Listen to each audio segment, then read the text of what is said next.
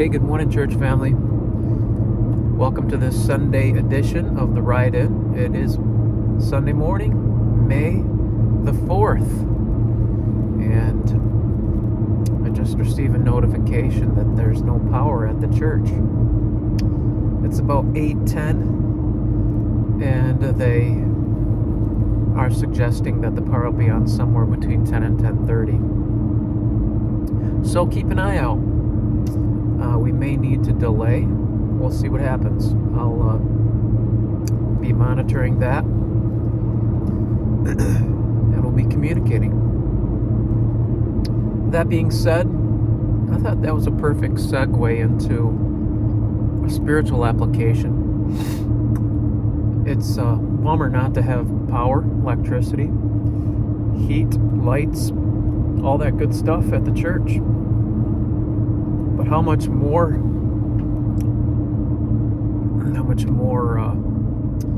detrimental would it be to the church body if we didn't have the power of the Lord in our lives today, or any day for that matter? I wonder how much power is available to us that we don't have, that we don't take advantage of, that we don't draw from the Lord. What does it mean to have the power? I'm not exactly sure completely, but I know the Bible talks many times about the presence and the power of the Holy Spirit coming upon His people, empowering them to do His work. Jesus said, "Without me, you can do nothing." Without the aid of divine intervention, it doesn't matter how hard we work, how many hours we put in, how bad we want a particular result. Without Christ, without the presence of the Holy Spirit, no true and lasting work will be done. It's the Spirit that gives life. The flesh profiteth nothing. The Bible says, "Except the Lord build the house, they labor in vain that build it." We need the power of God. Paul said, "Be filled with the Spirit." We need to surrender our lives to the Lord, surrender our hearts, surrender our will, surrender our actions, our desires, that God would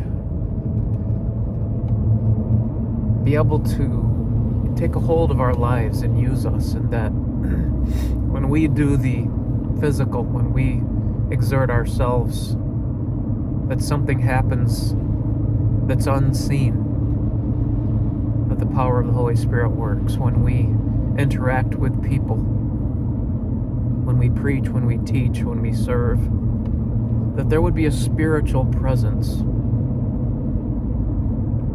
that does a far greater and more important and lasting work than our efforts. Oh, how we need the power and the presence of the Holy Spirit.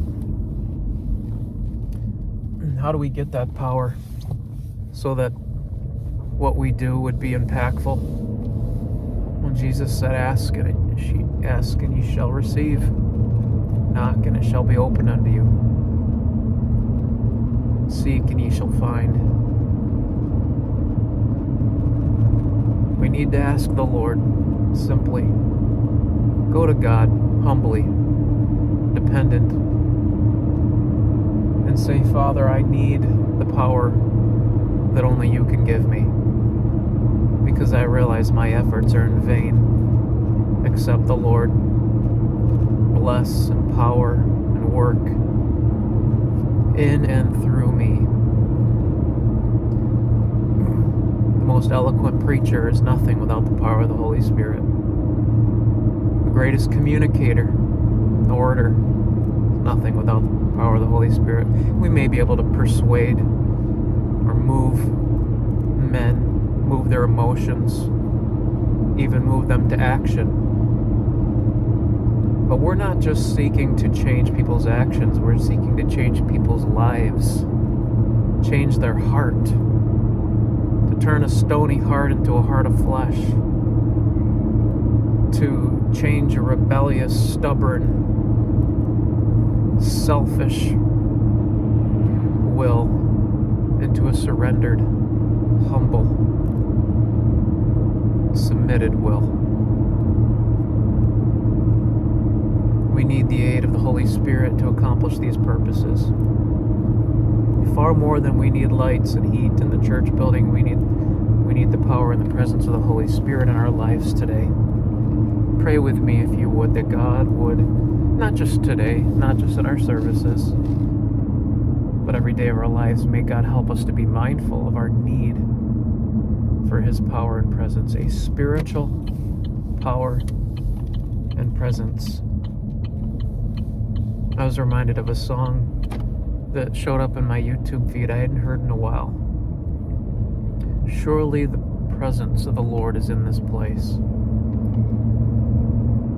I almost would feel presumptuous to sing that in our congregation.